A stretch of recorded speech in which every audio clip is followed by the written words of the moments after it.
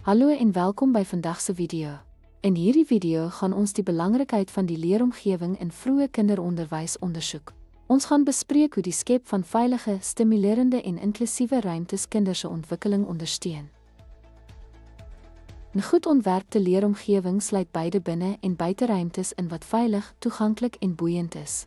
Maak die ruimte georganiseerd en kindervriendelik met geskikte meubels en hulpbronne.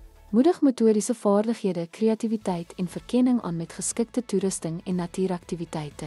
Beide instellings moet voldoen aan veiligheidsstandaarde en alle leerders akkommodeer, insluitend die met gestremthede. Dankie dat jy ons video oor die skep van effektiewe graad leeromgewings gekyk het.